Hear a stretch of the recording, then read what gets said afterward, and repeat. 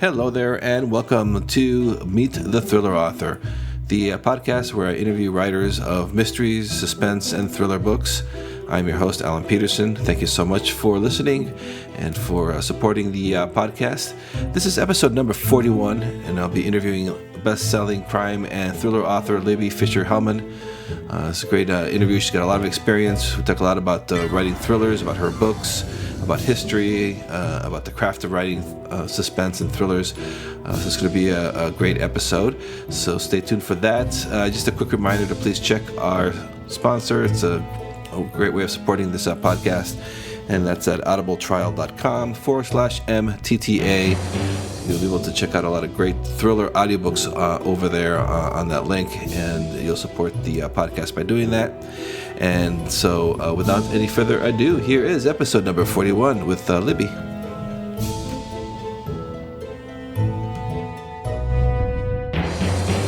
So Libby, how you doing? I'm doing good. How are you? I am doing very good. Thank you so much for being on the show. I appreciate it. It's my pleasure. Love to talk. All right. So that's good. That's good. That's always good for an interview. Well, actually, yeah, it's good for an interview. Not so good for writing, but I am a big procrastinator. So anything that I can do except write, I'm very happy to do. Yeah, so I've provided you an excuse, a writing procrastination excuse. Yeah, which begs the question, why? Yes. Because I guess I'm one of those writers who hates to write.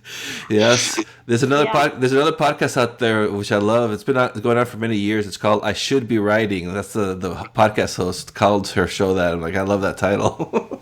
Yeah. So for our listeners, can you tell us a little bit about your background and about your writing?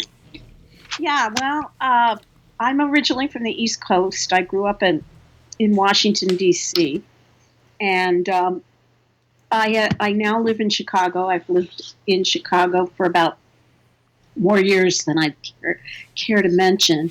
I've reinvented myself 4 times, and this one seems to be sticking.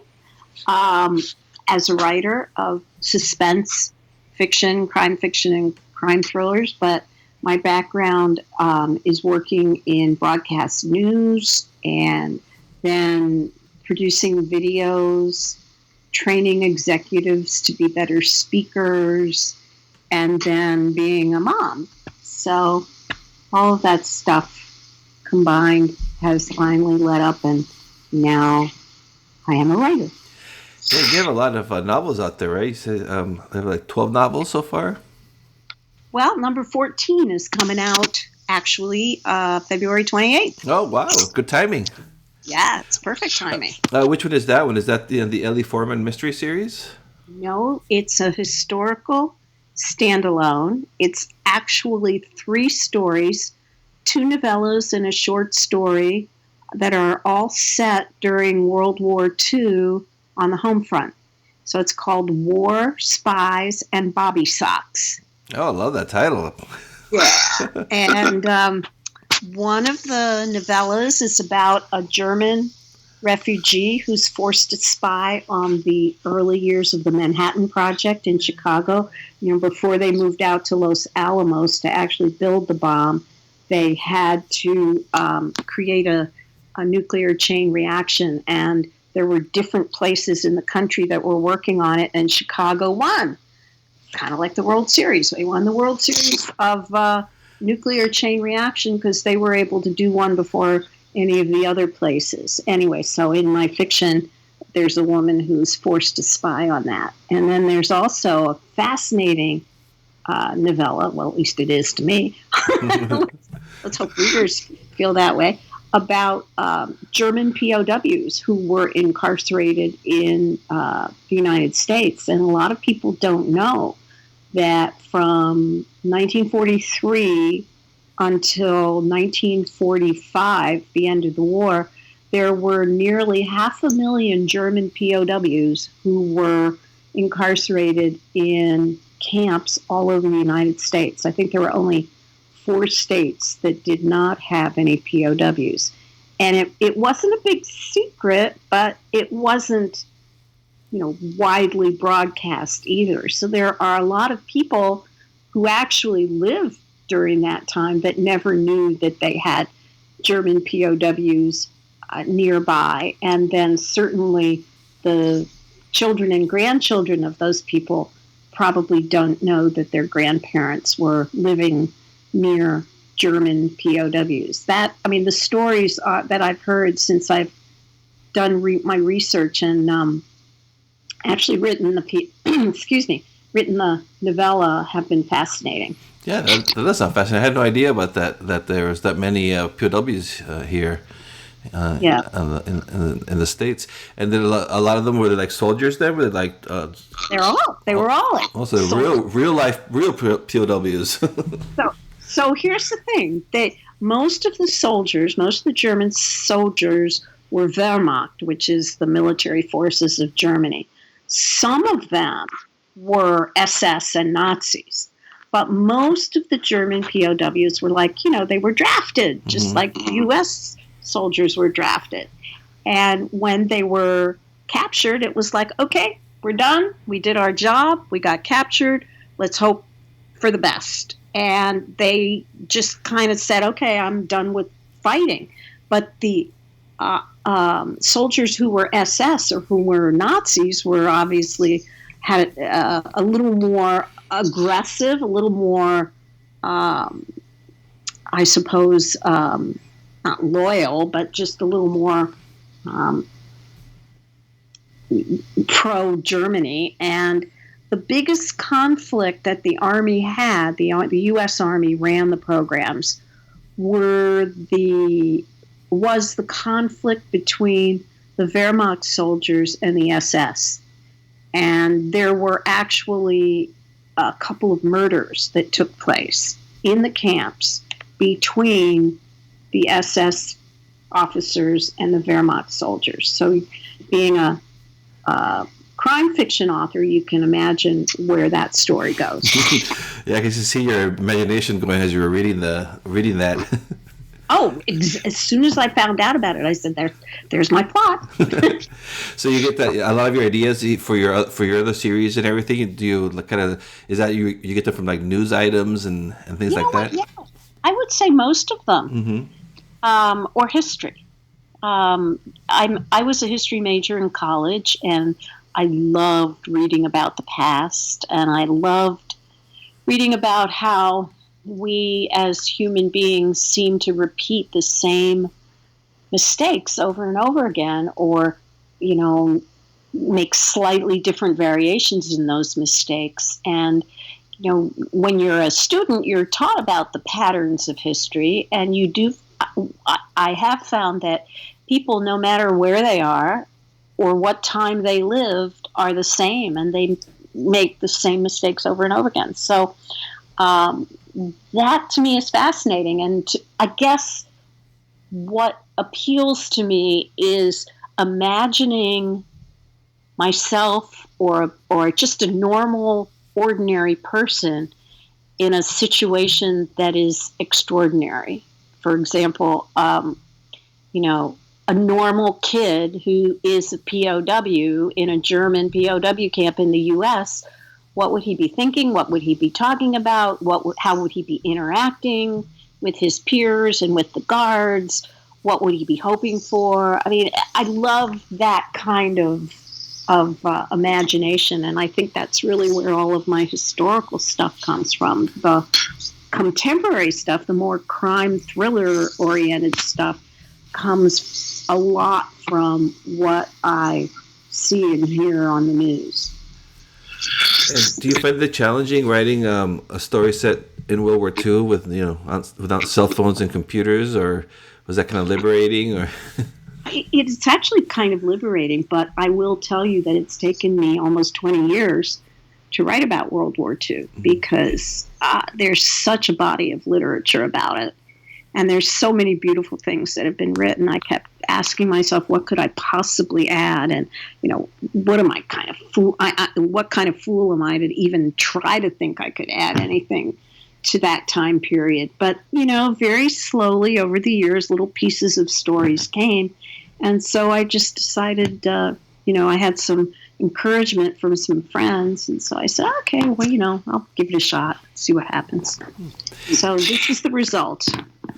So it must be exciting after all those years to finally be so close to being out published. Well, yeah. I mean, been down the road before. Yeah. But yeah, it should be fun. I love the cover. If anybody wants to see, I mean, it's the absolute best cover ever. So you can find it all over my website, libbyhellmann.com, and all over the retailers.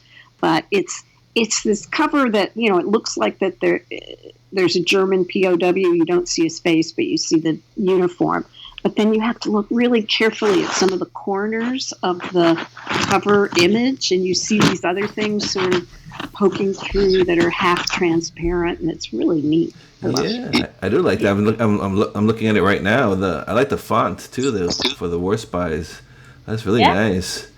And I noticed you're having a Goodreads book giveaway too. So I just edited it out. So never mind. Sorry about that. Too late. But it is on NetGalley. Oh, okay. So if any of your listeners are on NetGalley, I think that they can get it up until March 1st, and all reviews will be happily accepted. Oh yeah, that's awesome. So yeah, if you're listening to this, and you can go to NetGalley and look for it. I'll have a link to it on the website too. So for listeners, if you want to go find it, you'll find it there, and I'll have all links to your website and everything too, as well. So now your other series, it seems like you're having a couple series. You have the Ellie Foreman series. Is that like your other one? Well, that's one of them, and then there's the Georgia Davis series, and I can tell you a little bit about that. And then there are the other historical standalones that I've written. But Ellie and Georgia, let's see, both of them are contemporary.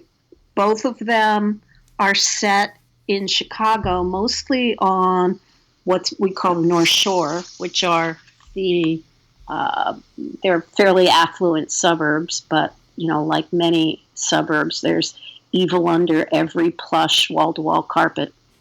And Ellie is an amateur sleuth. She was the protagonist of my first series. And she's a video producer. Imagine that. And she just has a insatiable curiosity, which gets her into trouble. So there are 5 books in that series. And about halfway through writing those 5 books, I introduced a character in an Ellie book who was a former cop, female, and her name was Georgia Davis, and she is the antithesis of Ellie. Ellie will go out to lunch with you and give you too much information about herself, and Georgia won't go out to lunch with you at all. She's very cautious. She's very standoffish. She's kind of a loner.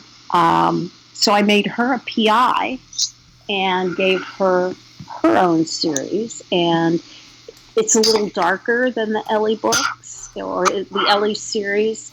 It's more hard-boiled, and there are 4 books in that series. So those are both active series. They're continuing on. Yeah, Cool. Number 5 in the Ellie book. Number 5 in the Ellie series came out last year. Admittedly, I took 10 years off from writing her, but then a story came to me about electronic surveillance and Chinese spies and the Uyghurs, who I don't know if your listeners know who they are, but they are the second largest minority group in China, and they happen to be Muslim. So there was a lot of interesting angles to write about them, and then throw Ellie in the middle of it. And it was I loved writing that book. It was really much more espionage than I'd written before. And that came out last year at this time. The next book I'm writing is not a Georgia book, however. I will get back to Georgia. I left her in a pretty good place in the 4th book. She's in a pretty good place. So I can let her rest for a couple of years before I bring her back. As usually, when you're writing one series, you focus on that one. You don't jump back and forth between the two. No. Yeah, that'd be tough. I would think. It's really interesting. When I first started writing, I could write a novel and a short story, totally different characters, settings, place, at the same time. Now I can't. I can only do one story at a time. Probably my brain is frazzled at this point, but I can only do one at a time. And do you like do you do like a lot of plotting and outlining, or do you just kind of like start writing? I do a little bit of plotting, but not all that much. I have a premise. I know who's going to be killed, and I think I know who did it, but that's about it. And then I kind of think about tentpole scenes, I call them. The scenes that kind of anchor part one and part two, and then the climax. And then I just start writing. At this point, I should know enough about craft to know what needs to go where and when. And, I kind of have a rhythm for it at this point, which doesn't make the writing any easier. In fact, it makes it harder, which is one of the reasons I say I'm the only writer I know who hates to write, because it's so hard. Hardest thing I've ever done. But I love the plotting. I mean, the plotting is the most fun. So. Yeah, so it's something when I first wrote my first book, I thought, well, the second one will be easier, and it was not. Yeah. Yeah, that's what I keep hearing from other writers, saying that it doesn't get any easier. So just get that out of your head. Yeah, no, it gets harder because you know what won't work. I mean, you learn. Hopefully, one learns from one's mistakes, and you know what won't work in a book. But that doesn't mean you know what will. And when the universe is, when you have the choice of anything in the universe to write about, it makes it a little overwhelming. Yeah, I'm sorry, was that? No, I was just going to say, I mean, the idea of coming down to a blank computer screen every morning terrifies me still. So.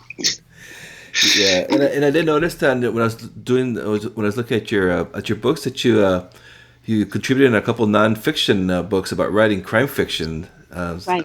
How is that? That sounds like a great project. Well, I kind of love to teach. When I was working and I would train people to be better speakers, I would be training them for speeches and broadcast interviews and print interviews. So teaching is something that I enjoy. I enjoy giving back. And once I knew enough to think that I had something to offer other writers, I started to do different kinds of workshops. I think the one that I do the most is how to build suspense. And it's very close to my heart because before I ever started writing, I was reading suspense novels, and I loved to stay up way too late just because I couldn't put the book down, and I had to figure out, I had to finish it and figure out who did it. And so when I actually did start writing, I knew that suspense was always going to be a very important hallmark of my writing. So I wrote like 3 or 4 books, and people said, "Oh, you really do suspense well." And I sort of scratched my head one day and said, "What am I doing?" So I kind of took it apart, deconstructed it, and with some help with some friends and then doing a little research, figured out what I was doing and why I was doing it, and put that into a workshop form, which I do pretty regularly, at libraries and conferences and things like that. So that's one. I do another one on dialogue. I do one on research. I do one on self-publishing because I also am self-publishing as well, as much as I'm a hybrid author. So, and then I do one on marketing sometimes, but that's changed so much. Oh yeah, the marketing. That's always the tough. That could be the real tough part as well for a lot of writers who have to go sell their books and sell themselves, really, nowadays. It's the worst. Yeah. It's the worst. I mean, marketing, I'm sure you've heard this before. I'm sure it probably applies to you as well. You know, you can do promotion and marketing 10 hours a day and not have any idea of whether it's working or not. And when you think what you could have done with those 10 hours if you've been writing, it just really, it just seems to be so out of balance. I don't know. Yeah. Yeah, and it seems now like a lot of the responsibility is fall, even if I have friends who have traditionally published, but with smaller presses, and a lot of that work still is their responsibility. So it's like, Well, it's the case with traditionally published authors, whether they're Big Five or not. I mean, I started out being published by Penguin, Berkeley Prime Crime, and I still had to do a ton of marketing. This was like 15 years ago. Oh, that's fascinating, because I always hear like, you'd get your advance and you focus on writing, and then they do all the selling and the marketing. But I guess that's good to hear, actually. The only thing, let me say this: it depends on your advance. If you're getting 50,000 or more, you can expect them to do some marketing for you because they have a vested interest. You know, they just shelled out 50,000 to you. If you're 50,000 or less, though, a lot of it's going to rest on your shoulders. I mean, I know a ton of authors who make 30,000, and they're tearing their hair out because they have to pretty much put most of it after their agent is paid back into promotion. So, I mean, if and we're not talking about the bestsellers. I mean, if you're a continual best-selling author, you don't have to do a lot of it yourself. I mean, Michael Connolly and Dennis Lehane and Laura Lippman and those folks get a lot of help. But us who are in the mid-list category, high or low, kind of have to do it all ourselves. We do a lot of it. I will say that one of the good things that the Big Five does, and always did and probably always will, is distribution. I mean, they get the books out there. And that in itself is a monumental achievement in this day and age. So, yeah, especially now with that's why I think a lot of the focus for the indies is the ebooks, because it's hard to really get with paperbacks. Printed books is so hard anyway. That's to compete with what the machine that they've built up over the years. Right, but I think the focus with ebooks is that you get a whole lot more money. Yes, that's the nice part too. At least that's why I'm doing ebooks. Yes. Yeah. And were you a fan of the thriller genre as a reader? Like when you have you always been a fan of the suspense and all this? Yeah, I always have. I mean, suspense movies, suspense books. I really didn't. In fact, I had a steady diet of thrillers, of political and espionage thrillers from the time I was an adult on. I loved Le Carre and Ludlum and Len Dayton. I used to call them the 3 L's, and Ken Follett, who also had 2 L's in his name. So, and at that point, back then, it was all men. But I used to love to read their books. And after a steady diet of them, however, they all started to sound the same. I mean, the world was going to blow up. The heroes saved the world from blowing up and then ran off into the sunset with his girlfriend. Or not. And my mom is actually a prolific mystery reader. And she was the one that turned me from thrillers to mysteries. And I got hooked on mysteries for a while because I thought they were a little more complex and a little more cerebral. But now I kind of do a mixture of both. I think all of my books have an element of mystery, and most of them have a lot of suspense. So that's when you decided to write a fiction book. Naturally, you were like, "Oh, it's going to be like a thriller or one of these," because I've enjoyed reading them so much. Yeah. Usually I don't know which. I mean, sometimes the story comes first, and then sometimes it's the setting or the time period. For example, I just started a new novel, which I'm like only 20 pages into it. But it's going to be a standalone, and it's going to basically be 3 different time periods, but the main time period is going to be the McCarthy years during the 1950s. So I was kind of interested in that. Maybe Mad Men kind of influenced that, and then there's this great series, Australian series called A Place to Call Home, which isn't really a mystery or anything, but it takes place in the 50s. And so I'm interested in exploring that for a while. And what's your writing day like when you're writing a project? Do you write every day? I have no idea. I used to be so much more disciplined. I would write in the morning and then do my errands and take care of my kids and then maybe revise in the evening when they went to bed. I don't do that anymore. I have no idea how I finished the last 5 or 6 books. Between marketing and promotion and writing, I don't know. I don't know. And do you still find time to read? I'm not reading as much as I used to. I mean, I have books all over my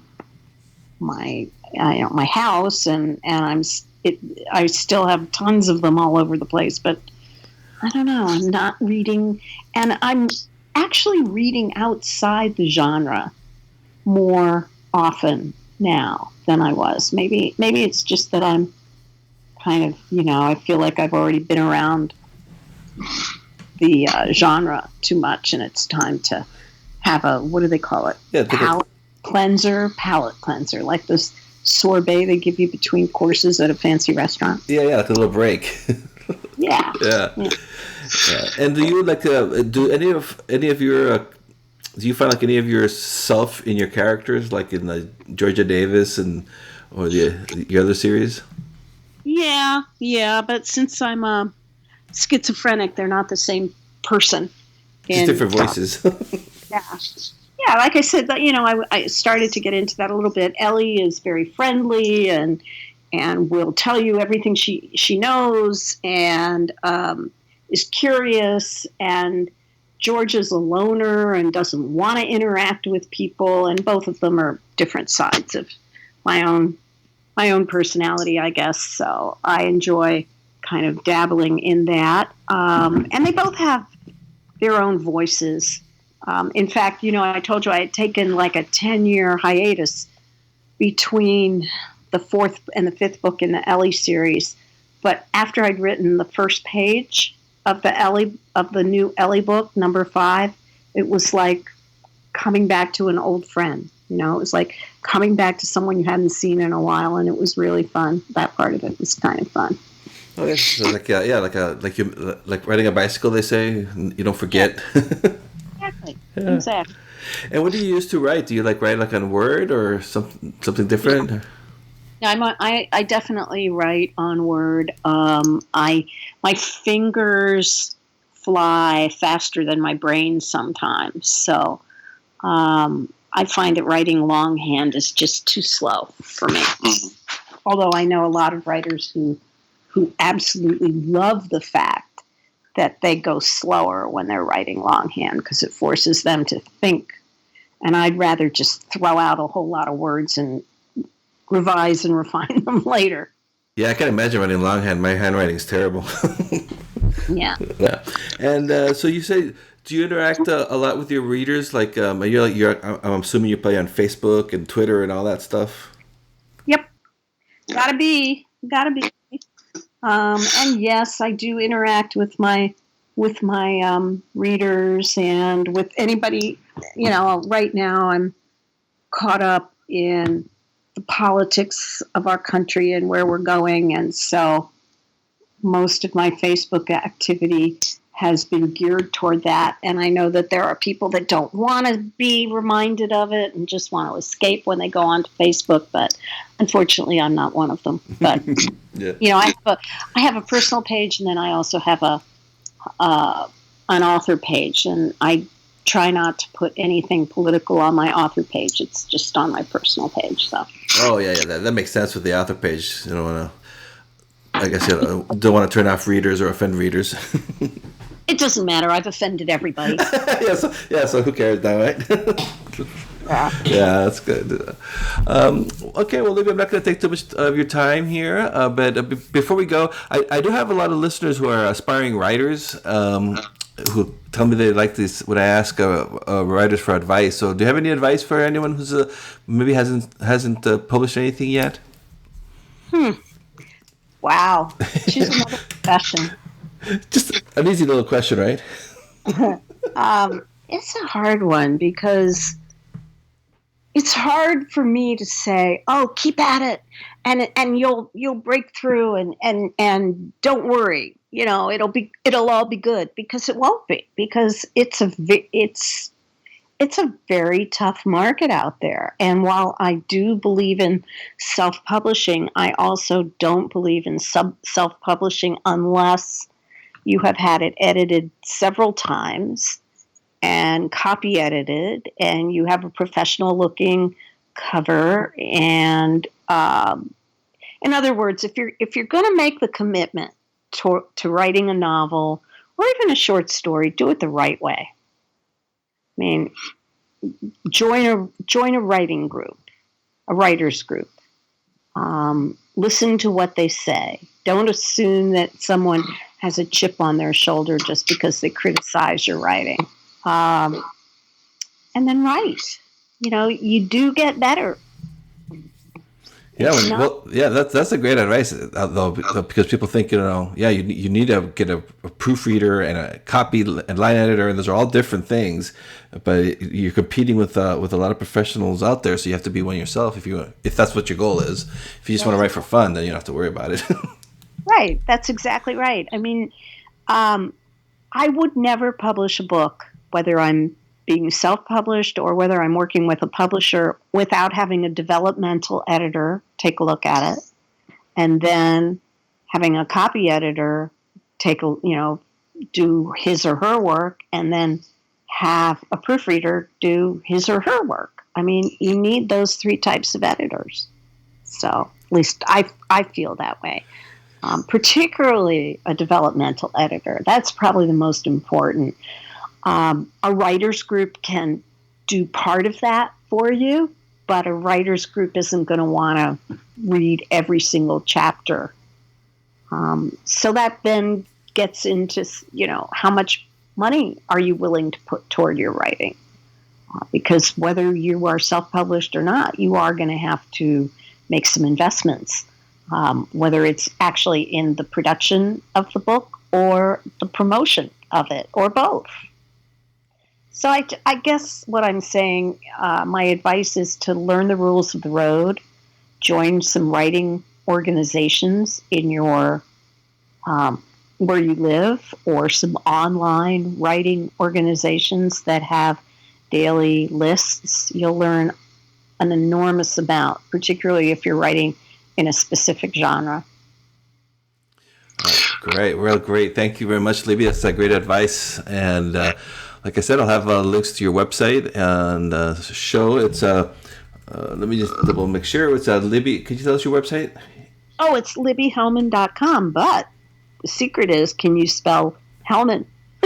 Yes, I couldn't. I had a little trouble finding Libby on Skype. Yeah, 2 L's, 2 N's. No relation to the mayonnaise people, unfortunately. Yeah, unfortunately. So I was going to say, yeah.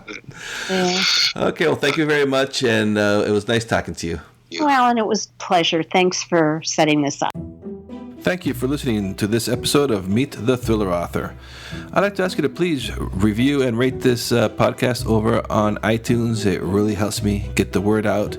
If you take a few seconds of your time to do that, it would be much appreciated. You can also visit my website at thrillingreads.com/podcast for show notes on this episode, as well as information about the podcast in general. And you can also sign up for my mailing list there. You'll be getting special offers from our guests, as well as information, behind-the-scenes information on the podcast. And please do visit my author website at alanpeterson.com. I appreciate your support. And so until next episode, I will talk to you then.